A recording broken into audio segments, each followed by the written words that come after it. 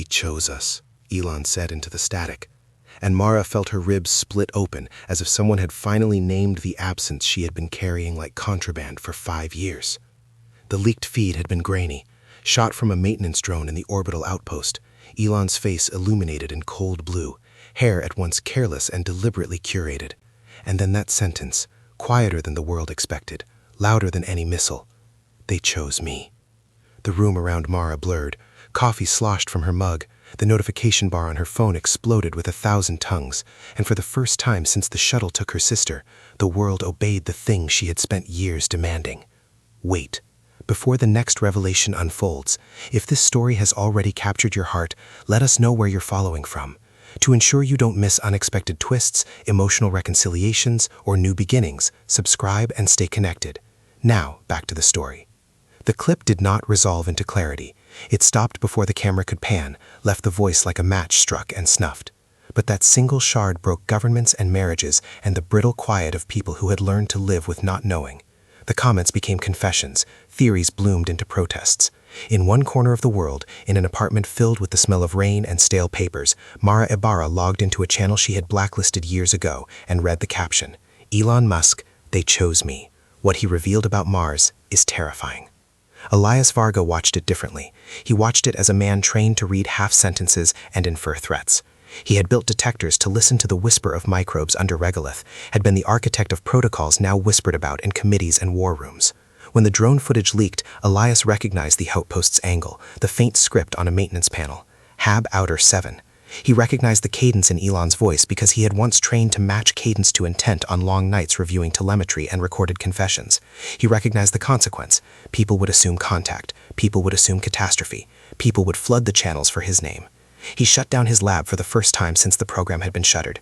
He had shutdown permissions, kill switch rights, a compartmentalized file that could fry months of hard drives and sever access to the one piece of evidence that would burn everything down. A piece of alien-derived RNA found embedded in a salvaged suit from the Black Ops shuttle that had disappeared. His data, his fingerprints, the part of him that had failed. Elias had begged silence then, had told himself he was protecting millions by burying the thing that could make a million minds unravel. He had been right and wrong in equal measure. The leak returned the question he had tried to erase. Across a city that smelled of exhaust and expectation, Mara packed. Her sister Anna's name hung in the hollow of her throat, like a coin you could not spend. Anna had been one of the passengers on the shuttle that left without a manifest, the one the government scrubbed from records, and the one Elon's company had later deniably salvaged. Some said she died, others said she was taken. Mara had always believed a different, darker silence. That Anna had been bargained away, a casualty traded for technology and advantage. The clip with Elon's voice felt like a thrown rope. Whoever had filmed it had let something loose. Elon, public idol, investor, architect of the private celestial dream, saw the leak the way a man sees a crack in a window. He called the press in, issued statements, smiled for cameras, but under the charcoal suits and practiced cadence, his hands trembled. He had stood before a council of delegates in a dome half a world away, his words threaded into treaties and white papers and secret annexes. He had made a promise then, a bargain pocketed like a pill, that humanity could have the keys to a technology salvaged from an edifice under Martian dust, but the price would be measured in territory and time and human compromise. It was a calculus he had taken alone, in the desperate hours when oxygen lines faltered in Hab 7 and voices on the comm choked with fear. When pressed, he had offered himself a shepherd. He had chosen himself and the others to be interlocutors. That confession, "they chose me," meant things Terracide could not imagine. To many it meant heroism, to others culpability. To Mara it meant the walls of secrecy might finally have a seam through which she could pry. To Elias it meant the remains he had tried to sanitize could now be dragged into sunlight. The public hunger for clarity became a choir of accusation, and every choir needed a conductor. Neither Elias nor Mara expected to be doing what they did best because of each other. Mara was not a romantic. She wore grief like armor, tight, metallic, efficient. She moved through the world asking for receipts, for the proof that would make the guilty tremble. Once an intelligence analyst, once a woman trusted with algorithms and human assets, she had been fired, or rather, dismissed, when her insistence on investigating the shuttle's disappearance clashed with directives from a department that preferred quiet complicity. Her dismissal had come with a silencing, a classified file stamped "no further inquiry." The Philippines, where Anna had lived, had filed a diplomatic note. No one had followed it up. So Mara followed it herself, a sleuthing ghost with a suitcase and speakers in her phone programmed to pick up chatter across black market channels. She found Elias in a city that still leaned toward the ocean. He was smaller in person than he had imagined, older, sleeves rolled, hair that had once been the ambition of a boy who wanted to excavate secrets. His lab smelled like reagent and coffee. When Mara confronted him, because she found a name, and names lead to doors, there was a moment where the two of them measured the other's inventories: grief and guilt, anger and secrets. Elias had a file that humiliated him with clarity, a test result showing sequences that had no precedent in human biology, patches of base pairs that mapped to patterns the lab had not designed. He had marked the file containment and then had contained it, burying it where bureaucrats could not trade it like currency. "You don't get to bury people," Mara said when she finally stood in his doorway, breathless after a sprint up fluorescent stairs. Her voice did not shake, it was a scalpel. Elias looked at her like someone who had been staring at the same wound for so long he could no longer remember the shape of unscarred flesh. "You don't get to assume I didn't try," he said. "I tried, Mara. I fought for quarantine protocol, for transparency. And then I watched a shuttle leave with my name on its manifest, and those people never come back the same." "What do you mean, the same?" Mara demanded. "Some came back changed," he said. He did not want to say it aloud. The confession made his mouth taste like metal. Not sick, not dead, different. They could mimic behavior, but their bodies had integrations, subtle, molecular, added by something we couldn't catalog. The suits we recovered had filaments. It wasn't just tech, it had a signature. It altered things. Mara's chest caved. "My sister had those lines on her suit," she whispered. She had seen the pictures, orange regolith, faces drawn thin, and then one photo too blurred to be canon, Anna's shoulders, not quite aligning with the suit's seams. She had been labeled survivor, processed, and then disappeared into a black van outside the quarantine facility. "I thought," her voice cracked, "I thought they were saving her." Elias closed his eyes for a slow second. He had been ordered to render the data unreadable. He had complied for what he told himself were reasons larger than his shame. But the leak put the moral calculus back in motion. If the public learned that a private firm had negotiated with a non-human intelligence, if that intelligence had the power to rewrite the very pattern of what made a human human, then the consequences would not be limited to a single company. They would ripple through families, through sovereignties, through the fragile architecture of trust on which colonization was being sold. "What does Elon want?" Mara asked. The name landed like a stone. Elias's laugh was too bitter. "What any man with a ladder to the stars wants, to keep climbing, to be the architect, to write a history where he is the hand that guided humanity beyond its cradle. He made the bargain because he believed the alternative was extinction. Maybe he was right. Maybe he was naive. He chose to be the interpreter." Mara thought of the drone footage again, of the man with the halo of LEDs and the weary set to his jaw. She thought of bargains and of the softest word of all, choosing, and felt it as accusation. Choosing implies a choice not offered to others. Choosing implies a transaction.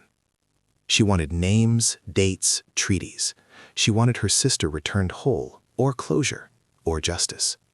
She wanted the thing that would make sleep possible. But in this first hour after the leak, she wanted leverage. And so she made a decision that surprised even her. The same way grief had taught her to be relentless, it taught her to find unlikely allies.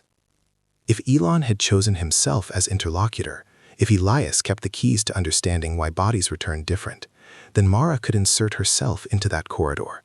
She would be the blade that split open the bargain. She dialed a contact from an old roster, sending a crumb of information to a journalist known for breaking company envelopes. The journalist called back within the hour, voice bright with opportunity.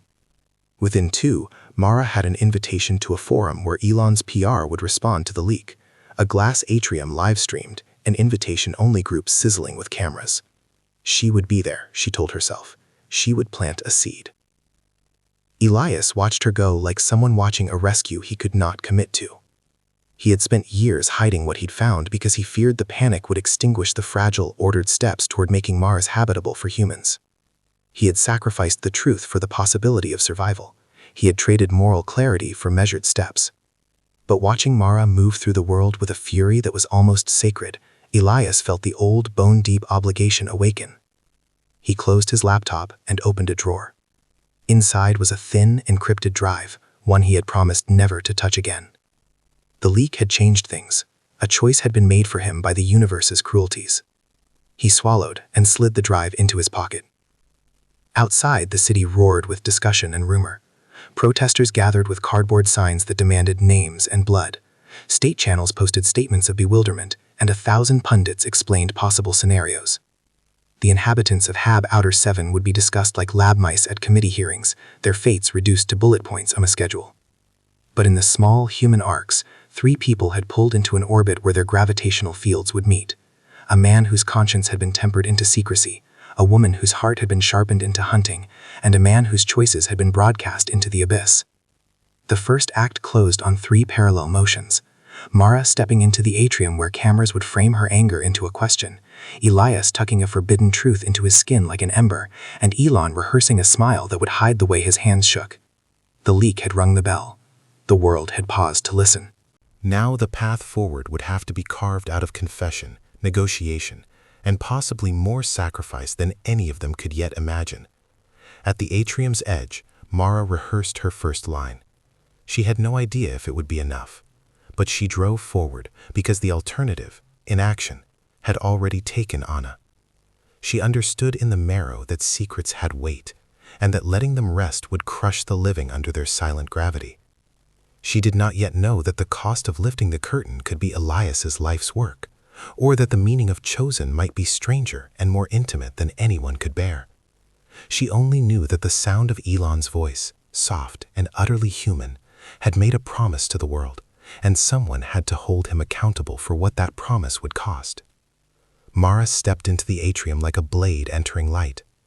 Cameras angled to catch the moment of collision. A woman in black, hair pinned back, the hollow under her cheekbone lit like an accusation. The room smelled of citrus cleaner and expensive breath. A live stream haloed the perimeter, commentators already polishing sound bites.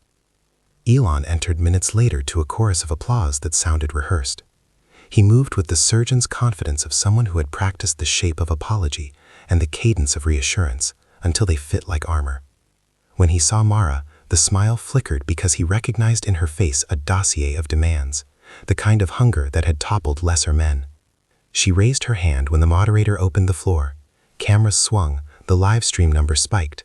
Her voice did not waver when she spoke into a mic that translated her Spanish into 6 other languages for the global audience. "You said, on record, that they chose me," she said. "Start by telling us who they are. Then tell us why people disappeared and why any returned in bodies that are not entirely human. Tell Anna's family why she was taken and why no one answered our calls." A polite silence followed, the sort of vacuum that shrinks into public hysteria when filled by anything that sounds like an admission. Elon's jaw tightened. In his measures, there was a man who had haunted dreamless nights deciding between 2 despairs. He took a breath, and for the cameras he gave the answer that could seal or unseal the world. "We are on the edge of a discovery no single institution is prepared to steward," he said. "There are intelligences on Mars that do not function within our assumptions. Negotiation has been the only way to ensure no one makes violent mistakes. I stand by the decision to mediate." Mara saw then that he was not pleading innocence, he was offering a doctrine, that governance required secrecy. It was the oldest line, the cleanest lie. "Negotiate to whom?" she demanded, "and what did you trade?" He did not answer. Instead, he pivoted toward reassurance, talk of safety, of committees, of independent oversight to be established within months. He offered a promise that read like a delay. The internet dissolved the speech into 2 camps. Those who believed Elon was the only guardian capable of translating alien intent, and those who saw him as the CEO of a company that had been caught making sovereign bargains. All around the atrium, something else stirred. A woman in the back coughing, a man whose face registered as a name on a missing persons list. A small cluster of people clutched worn photographs. The livestream comments became a fever. Mara had wanted fireworks. She had wanted the truth to spill like blood. What she had was the shape of bureaucracy, soft words designed to soothe. Outside, a journalist Mara had fed a crumb to earlier in the day posted a thread. The thread carried enough of a scent to attract vultures, mentions of Hab Outer 7, a maintenance panel code, the name of a department someone had wished away. It was not enough to prove anything, but it was enough to push agencies into motion. Someone had called a congressperson, someone else insisted on a closed-door briefing. The people who had power reacted the way creatures who've been trained to avoid light always do. They gathered in dark rooms and banged their palms on tables. Elias watched the feed on a loop, hands wrapped around a mug that had long since lost the heat of whatever had been inside it. He had not planned on joining this theater.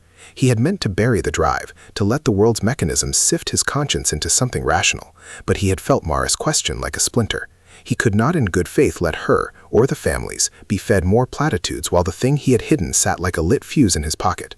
He sent Mara a short message, no sentiment, just coordinates, a bench in a park by the sea, an hour from now. He pressed send and his finger almost trembled. It felt like leaving a piece of himself unguarded. Mara received the ping, and for a moment the instinct was to dismiss it. Elias, was a man she had already blamed and spared and blamed again in the space of a morning. But she went. The bench was slick with a salt hint. Gulls argued in the wind. When Elias arrived, he wore the fatigue of someone who had invented urgency for a living. He did not look like a conspirator in comfortable clothing. He looked like a man who had gone to war with his own hands. "You could have testified," Mara said without prelude. "On the record, you could have given us the data." Elias sat and did not argue. Instead, he produced the drive and placed it between them like an offering and a threat. "I can't release this to the internet," he said. "It will not be understood, and worse, some of these sequences could trigger misapplication if the wrong actors took them. If I release it to your journalist friend without vetting, the technology will be a bomb." "You're still thinking in terms of containment," Mara shot back. "Containment for who? For the public? Or containment for you, so the company that made your research can decide how to divide the spoils?" "It's not that simple," Elias said. He rubbed his temple. "The RNA we found, Mara, you saw the pictures of Anna's suit. There were filaments woven into the fabric. They encoded molecules that weren't just biological. There were computational aspects, encryption woven into base pairs. It looked like programming. Whoever, whatever, had been there could write itself into a body." Mara tasted bile. "So you chose to hide it instead of telling us. You chose the archives over my sister." "Choice is a luxury," Elias said quietly. "When you're in a habitat with failing scrubbers and a committee tells you to choose between letting everyone suffocate by exposing a pathogen or carrying the pathogen off-world to study it, what do? I chose to study and mitigate. I thought that was the only moral option. I would make a different choice if I could. But the damage of releasing unknown sequences into the world without controls could be global." Mara's anger was a living thing. It found purchase. "You made the choice for everyone, Elias. That's not a mistake. It's an act." He flinched as if struck. "I was trying to prevent more suffering, and you caused suffering," Mara said. "My sister is part of that." Their conversation might have gone on into an orbit of recrimination if they had not been interrupted by the sound of raised voices near the promenade. People clustered by their phones, faces flushed. A man, thin, with paper-thin hands, was holding a small sign and pleading into a camera someone had thrust at him. He looked up, and the color drained from his face. "Elias?" he called. "Elias Varga?" It was a volunteer from one of the support groups, someone who had once been an intern at Elias's lab and had them fired when the program was closed. He staggered across the grass and collapsed at Elias's feet, an old photograph clutched in his shaking hands. "You have to tell them," he said. "You have to prove it. My father, he came back changed. They said it was a PTSD thing, but it's not. They're not whole." Elias reached down and took the photograph. It was a headshot of a smiling man in a blue jumpsuit. On the back, someone had scrawled a name and then an address. Elias felt the steel of his resolve bend. Those were not numbers on a page anymore. They were people, faces that had once made his work feel like salvation. He had chosen policies over faces, a calculus over human hands. Mara watched him, and for the first time in the day, something like pity threaded through the white-hot anger she felt for him. She had been a kitchen of grievance, and now she smelled the boiling beneath. "Okay," she said. "We find them. We ask them the hard questions. You let us use the drive, but not for a mob. We build an expert panel, independent, with legal oversight. We make a plan that doesn't hand the data to corporations that will monetize suffering." Elias's gaze searched her face, as if testing for a trap. "And if the panel says we need to quarantine, again? If the panel says there is no safe way to test?" "Then the panel says so," Mara said. "And it's recorded. Accountability exists. But we don't let a single man with an empire decide the fate of millions in private." They made a pact with the kind of brittle hope that comes when two people shoulder a responsibility neither expected to carry. Elias' concession did not heal every wound, nor did Mara's insistence return Anna. But together, they had created a third path, not silence, not spectacle, a mediated exposure with checks and balances. It was imperfect, but it was a plan. Before they could file their agreement, the newsfeed erupted with a breaking update. A shuttle had docked at a southern quarantine facility under extreme secrecy. Details were scarce. Footage showed an armored vehicle, a small convoy, and a woman escorted inside with an oxygen mask that fit too loosely around her jaw. The feed blurred. The comments burst into feverish speculation. Some swore they saw Anna. Others said it was a decoy. Mara's hands went numb. She recognized the way Anna walked, even in fragments. The tilt of the shoulder, the stubborn set of the jaw. She wanted to charge the building. Elias put a hand on her arm. "No," he said softly. "If we storm it without protocol, they'll pull her into a Black Ops program. Or worse, they'll run the quarantine drill and we'll be stopped by force." Mara tasted the iron of resignation. Power had weight. Institutions had weapons. The leak had opened a door, but other doors had been bolted shut. She stared at the convoy footage playing on a loop and felt the slow grind of the world's larger machines. Governments, corporations, and the emergent intelligence that had touched their lives. Each had different quarrels over what should be done with those who had been altered. That night, they built the bones of their strategy. A panel composed of independent scientists, ethicists, and journalists, legal teams to preserve chain of custody, security protocols to prevent the data from being co-opted. Mara leaned into Elias's knowledge of the inner mechanisms of Hab Outer 7, learning the codes and the safe words and the people who would still answer the phone. Elias, for his part, found in Mara's intensity a kind of moral courage he had not seen in the sterile corridors of his own work. She pushed him to name the ethics he had been too afraid to confess. "We can't edit what happened," he told her at one point, staring at the drive as if it were a sun he could not look at for long. "We can only shape what comes after." "And if what comes after demands sacrifice?" Mara asked. Her voice was brittle. "What if they demand a human life in exchange for technology that could save millions?" Elias met her gaze. The confession that rose in him was not about data. It was about the nights he had sat in Hab 7 as a child might sit at a father's bedside, bargaining with himself for a future that might be life or compromise. "Then we decide together," he said. "No man makes that call alone." They did not know in that moment that the choice they planned to share would be demanded of them sooner than they expected. They did not yet know that the delegation waiting beneath Martian dusk would not trade technology for hardware, but for something larger. A symbol, a human, an ambassador in flesh. They only knew they had taken the first step from isolated grief toward shared purpose. That step would be costly. The world would not wait politely for their ethics to catch up to the revelations. It would roar, tear, bargain. As midnight eddied around the city, Mara sat on the bench again and listened to the ocean, its ancient patience. She thought about Anna's hands at the kitchen sink, about the songs Anna hummed when she was a child, about the times they had argued over nothing that turned out to be everything. The leak had cracked the sky open. Some light came through, some debris fell. She wanted answers, and she wanted to hold her sister and learn if the person who had returned was Anna or a replica stitched with alien patterning. Elias sat beside her, not touching, the drive a cold weight in his jacket pocket. Around them, the world pivoted between wonder and fear. Somewhere in a control room, Elias practiced the smile of a man trying to hold a precarious climb. Somewhere in a Hab 7 corridor, strange architecture glowed at the edge of human comprehension. And between them, on a bench that smelled of salt, two people who had once lived in solitude chose, briefly and fiercely, to trust one another into motion. Choice, they learned, did not make people heroes. It made them responsible. The responsibility was heavy, and it was honest. It would ask them to betray the things they had protected and to negotiate with the monstrous and the human. It would ask Mara to look at Elon not only as a monster of hubris, but as a man who believed the ends could justify the means. It would ask Elias to reckon with whether the fragile shelter he had offered the world was a mercy or a crime. In the hours that followed, they set the stage for their second act of rebellion, a plan to expose a portion of the data to a neutral coalition, to demand transparent oversight, and to demand the return of those taken. It would require them to trick both friends and enemies into honesty, to pull threads of trust from the hands of those who had been told secrecy was a virtue. It would require them to bear personal truths along with the technical ones, because the story had changed, no longer a tale of technology, but of what it meant to be human to those whose bodies had been borrowed by other intelligences. The atrium had given them nothing. The bench, gave them a plan. The world shifted, and the arc of the next hours was not toward comfort, but toward collision. The leak's echo was a drumbeat. They had decided to answer with feet on the move. The storm would ask for names, for blood, for exchange.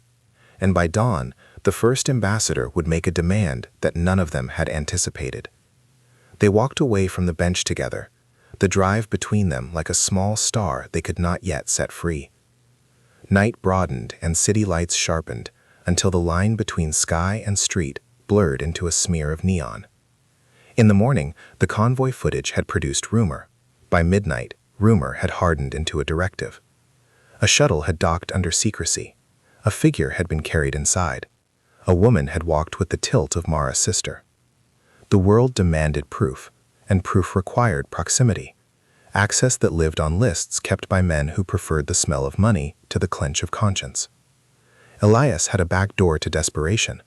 He had kept, in places most would not think to look, a catalog of the names of those who had returned from Hab Outer 7, and who had been rerouted into programs that replaced family with silence. Some had been given roles in laboratories or thinly veiled research facilities. Others had been disappeared under the guise of protection. Elias had thought the names sterile when he wrote them in ledger form. Now, given a reason to breathe life into black ink, they became nails. Mara insisted on a visit to the southern clinic where the convoy had disappeared. Elias argued for caution. They argued in the language of grief. Mara in syllables sharp enough to cut glass, Elias in syllables apologetic, precise, and full of maps that folded into dead ends. Elon watched the leak do what leaks do best, unravel respect into accusation. His PR team counseled restraint. His green room strategists dreamed of a staged reveal, a narrative path that preserved loyalty and softened outrage. But a bargain broker can only perform on stage for so long before the backstage rot becomes broadcast. The leaked sentence, "They chose me," had anchored his private calculus in public ballast. Now the public demanded a confession, not a curated sermon. His world, which had been built on the aerodynamic lines of rocket cones and polished pixel-perfect forgiveness, trembled where human consequences gathered. When Mara demanded to be allowed into the clinic, she was denied with the practiced politeness of people who had built careers around denying access. Security cited quarantine protocols, chain of command, and legal proxies. The convoy had been escorted by a government vessel now cooperated under a treaty no public official could quote without leaving out the cleanest lies. Mara's phone buzzed with a video someone had taken a block away. A woman being helped into an armored van, face covered, hands restrained in ways that were politely not called restraints. The camera wavered and followed the van until it disappeared into a service tunnel. The poster tagged a name, then deleted it under pressure from accounts suddenly quieted by takedown notices. Elias felt the tug at his chest like a hand. He remembered the night scrubbers failed in Hab 7, the hush of oxygen-starved coughs, the committee's faces like rain-smeared glass as they debated which lives they could risk. He had been young then, and hungry for solutions.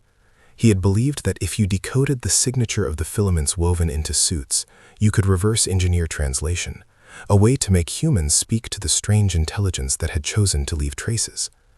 In those nights, he had not only mapped patterns, he had, in secret, begun to design small edits. He had done it under the rubrics of consent he told himself were ethical, modifications that would let a body host a conversation without being consumed. In his arrogance and terror, Elias had convinced himself he was making a space where negotiation could be humane.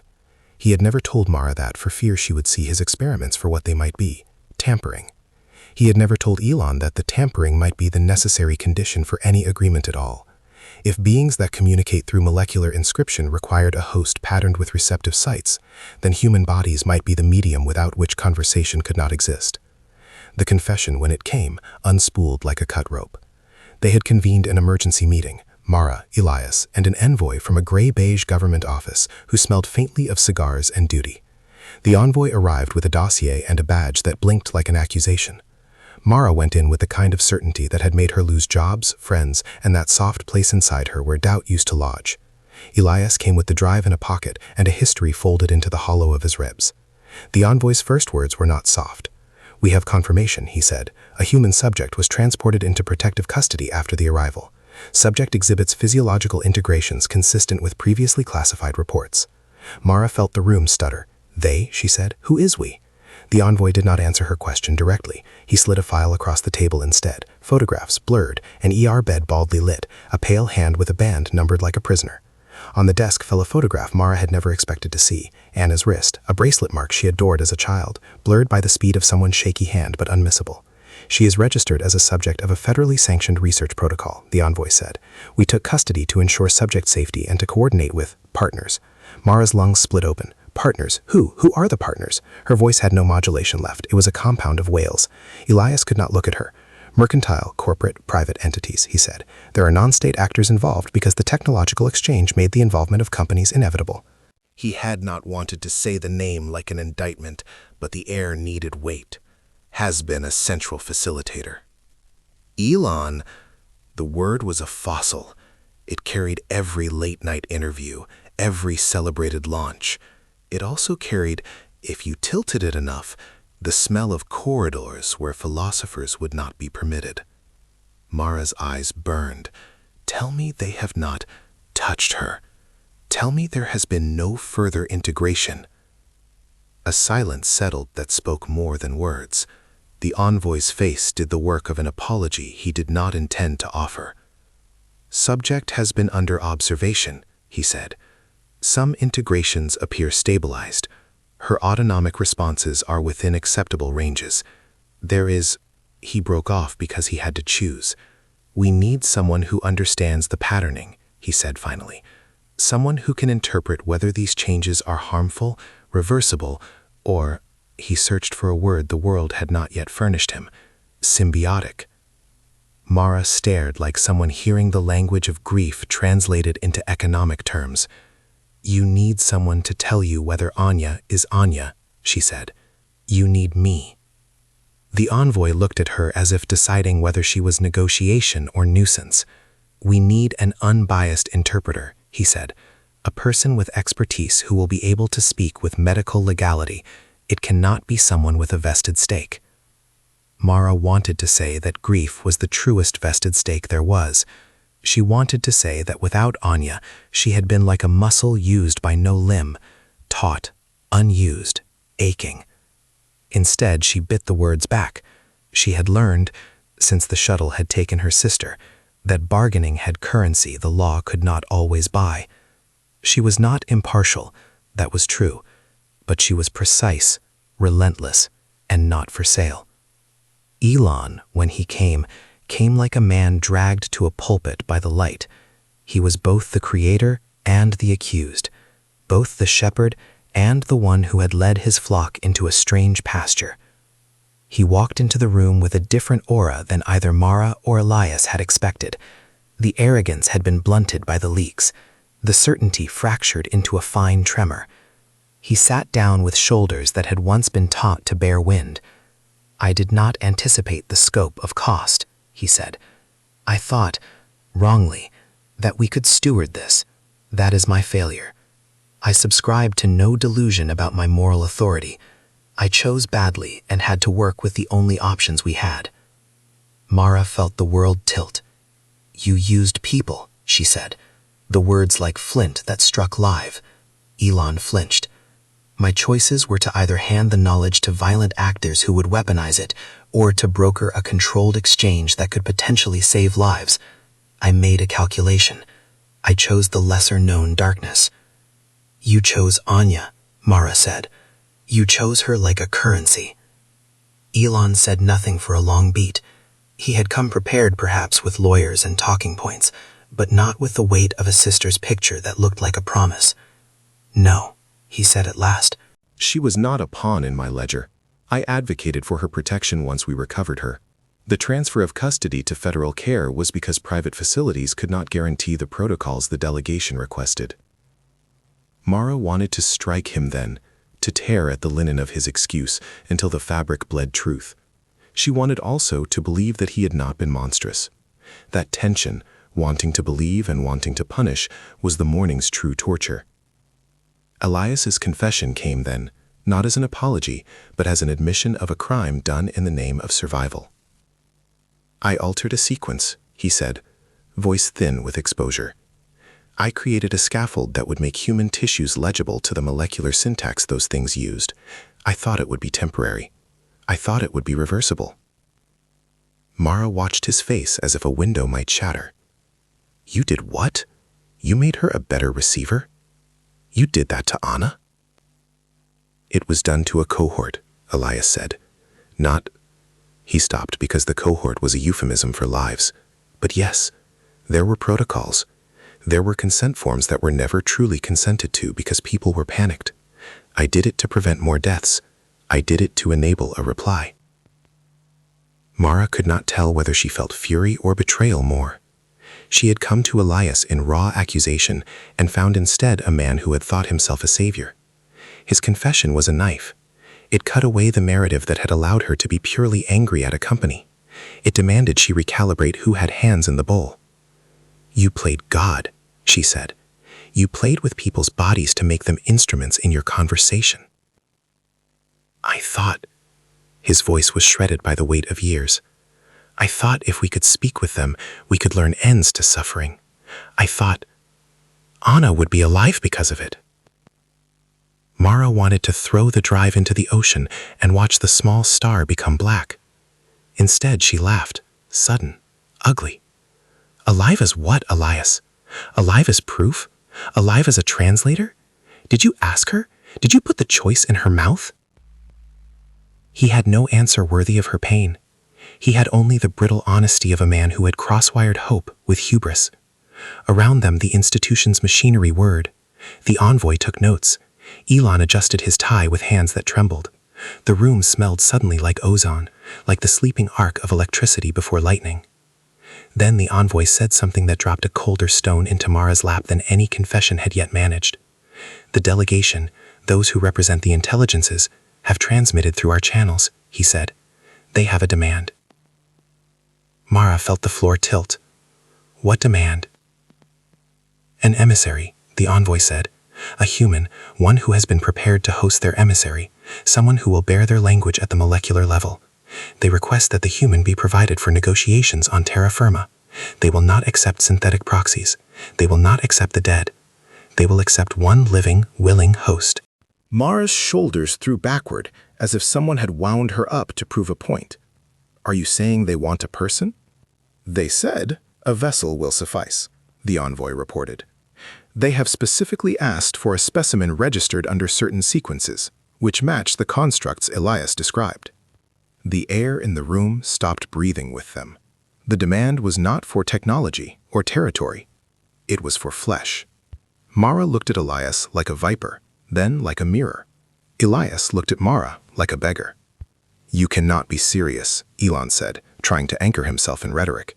We will not allow human lives to be bargaining chips. The envoy raised a hand. It is not a monetary trade. It is a necessity for their communication. They will not negotiate otherwise. They are clear. They understand exchange. They will offer knowledge, technology. They will offer biological insight that could end famines, cure maladies, reverse oxygen depletion. But the cost they demand is non-negotiable to them. Mara felt the room detonate. She thought of Anna's face in the blurred photo and the possibility that her sister might be the only bridge between species. She wanted to scream until her sound broke the glass. She wanted to run into the hall and slap the envoy and the servers and everyone who thought treaties could be signed on the backs of people. Elias bent forward, elbows on his knees. If we can prove the sequence preserves personhood, if we can guarantee autonomy, he looked at Mara as if forming an anthem from a rebel of apologies. We need a volunteer who... You expect someone to volunteer to be used? Mara cut him off. You expect one of us to hand over a life for their technology? I am not saying. He stopped. His words were too small to hold the collapse of his ethics. Outside, the world had already decided. Comment threads were turning into campfires. Some argued that a single sacrifice might be the price of human salvation. Others called for war at the mention of the phrase. Within the room, 3 people stood like the axes of a scale that had been set down on a table too small for what it had to measure. Mara understood then, with a clarity like ice at the back of her skull, that this moment would be the fissure line of everything to come. One choice would create allies and make monsters out of men. One choice would make heroes and martyrs and unfixable sorrow. The demand to give a human for exchange was not merely a political calculus.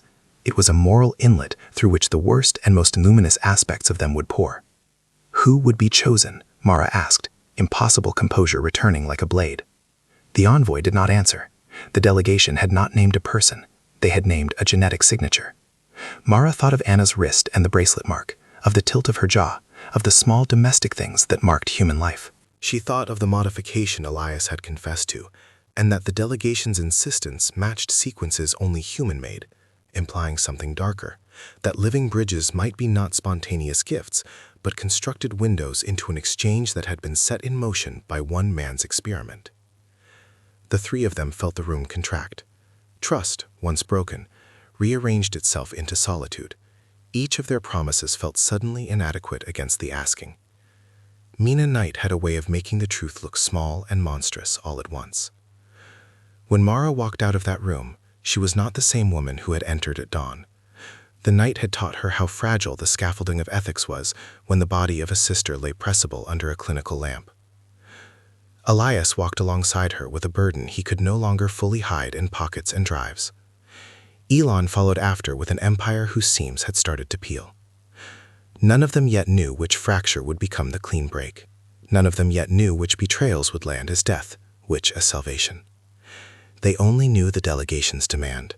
A living human, with a pattern Elias recognized, would have to be offered if negotiation were to proceed. The possibility that that human might be Anna hung between them like a guillotine. The night carried ahead a geometry of choices. Expose everything and risk panic and weaponization. Refuse the demand and risk the knowledge that might save millions. Accept and doom one to an ambiguous fate. The fracture that opened between them would not be healed by apologies or strategy. It would demand sacrifice, not only of flesh, but of belief, innocence, and the brittle trust that the right thing would be obvious when the right thing presented itself. At the clinic's barred window, a light went out. In Hob Outer 7, a structure hummed beneath sand. On a bench by the sea, the drive lay like a small star. The world, which had been reasonably ignorant, had been handed a question that would not stop ringing. What do you do when the thing that will save you asks for the only thing you love? They turned away from each other in the corridor like tectonic plates deciding whether to collide or separate. The decision that followed would not be theirs alone to make. It would be argued over, traded, legislated, assassinated, sanctified. It would break relationships, and in that break reveal what lay underneath. Whether they were willing to give their worst to purchase the best, or to let a world burn rather than offer a person the role of translator. Mara walked back toward the city, Anna's photograph tight in her fist. She had come to find answers. Now the answers were asking for flesh. The fracture had widened. The name of the choice was unavoidable. They met on the roof as the city inhaled the last light. Mara, with Anna's photo folded so thin the creases cut her fingers. Elias in a weathered jacket that had never learned to look like armor. Elon with the slow, awkward gait of a man confronting a calculus that no spreadsheet could justify. The sky over them was iron, the kind of bleak that made confessions look small and strangely holy. Below, the convoy's sirens had become background noise. Up here, the wind argued with the antennas, and the three of them had room to speak like people about to be judged by history. You don't have to do this, Mara said immediately, because that was where grief lived. First in the imperative to protect, then in the refusal to be a decision-maker forced by threat. Elias watched the photograph in her hand as if memorizing a language. He had never asked to be made brave. He had only wanted to be right. Now rightness had peeled away to reveal the shape that looked dangerously like heroism. If not me, Mara, then who? He asked. His voice was soft enough that the wind could have swallowed it whole. The delegation asked for a living host patterned to their syntax. The cohort I worked on, those sequences, are the nearest match. I can become the bridge without handing another person to their demands. Mara heard the logic, and it made her furious, the way iron rusts beneath water. You mean you'll let them write into you what they wrote into others? You'll let them eat you alive with code? Her words were sharp, because worse than losing Anna would be losing Elias to whatever strange grammar waited under Martian dust. Elias smiled then, a small, impossible thing. It had nothing to do with levity. It had everything to do with choosing between tines of horror. I'm already marked, Mara. My thumbprint is on the protocol. I can consent in a way others cannot. If there's a way to learn from them without sacrificing someone who is not already entangled in this, I will take that cost. Elon's suit creased when he stepped forward. He had rehearsed this moment in many permutations. None of them had prepared him for the quiet of two people agreeing to bear what he had bartered away with his hands. "If Elias does this," he said, "I will resign any governance claim my company has over the resulting discoveries. I will sign an irrevocable charter placing the work in a neutral scientific trust. I will give up the patents. I will open every record we have. I will step down as an architect of this expansion if that is what it takes to guarantee transparency." The offer was seismic not because of the words alone, but because of the sacrifice they carried. Elias's empire was built on being the hand at the helm. Offering to relinquish that gave the moment a purity that bordered on penance. Mara wanted to spit and laugh and fall and forgive all at once. She wanted to swallow both of them and refuse them. Instead, she pressed the photo to her chest. Anna's face looked up at her, mouth still curled like a secret. "If you do this, Elias," she said, voice thick with something like prayer, "you must promise me that I can watch. You must promise lawyers, observers, independent scientists, and that Anna will be the measuring stick. If you leave me only words, I will not let you." He nodded. The resolve in him honed the air into stronger light. "We make the conditions ironclad," he said. "We record everything. We build fail-safes. We set protocols that no single person, no corporation can override." They drew up the pact there on a napkin pressed flat against the concrete, signatures scrawled under a blast of wind and the city's distant thunder. Elon signed with his full name, and with it the relinquishment of dominion. Mara signed with Anna's name beneath hers, as if invoking a witness. Elias signed with both hands when he realized the cost was not simply career, but anatomy and memory. The delegation arrived in the dusk, like a dark tide made of light. They shimmered at the edge of human sight, a lattice of motion, not eyes, but apertures that translated into glare. They bore no faces humans could claim kinship with. They carried instead a ceremony of expectation. When they spoke, it was at the level of molecules and a sound like glass sliding over ice. The translator strained. The air tasted of mineral and possibility. Elias stood between them and the city like a man offering his throat and his mind. The ambassador, an aperture that pulsed like the circuits of an organism, reached toward him not with menace, but with the unfathomable curiosity of something that had learned to ask by inscription. Mara's hand found his and held like an anchor. "You will not be alone," she said, which in that moment was the most intimate promise either of them could have made. "We will be there. We will not let them take what they want without our eyes." He kissed her palm lightly, a private benediction. "Then tell Anna I loved her sister," he said. And the words were so stark that Mara could not tell whether they were for Anna, for Mara, or for the salvage of his own soul. They began the procedure under the iron sky. Monitors blinked, lawyers watched, and two independent ethicists read aloud a consent that Elias had signed with deliberate clarity. The delegation applied their patterning as a rain of slow, precise contacts, molecular punctuation arranging itself across Elias's cells. At first, there was nothing but the hum of scientific instruments in the whistling wind. Then he arced, not in pain so much as in recognition. Something in the lattice of his mind rearranged, and his vocabulary lengthened like a tongue finding a new sound. He spoke, and the speech was both his and not his. It carried the brittleness of someone who had been taught a new grammar at the edge of a language. "I can feel them," he whispered to Mara. "They are not simple. They are a chorus that wants to learn through embodiment." They will not take me. They seek to fold, to translate. They want to be known. Mara watched his eyes widen, watched the light that came from them like a tide. She felt Elon's hand on her shoulder, not as a balm, but as an admission. "We did what we had to do," he said, voice small. "I will face what comes for the failures that led here." The delegation, through Elias, offered then what no treaty could have predicted: knowledge in exchange for the honesty of human witness. They divulged schematics for atmospheric micromanipulation, hints of catalyzers that could mend oxidizing soils, and sequences that suggested a method for bidirectional communication that did not require subsuming identity. It did not come without cost. Elias's memories at the edges blurred, slurring into images that were not entirely his.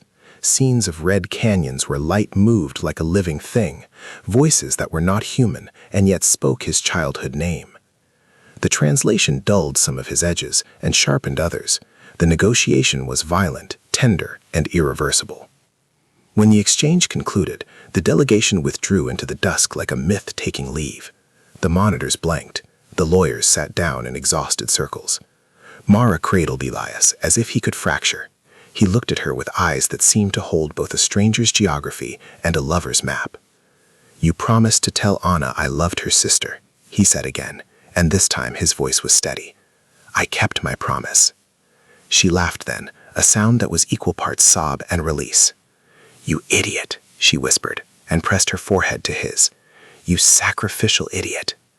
He kissed her like a man making amends he could no longer pay in currency.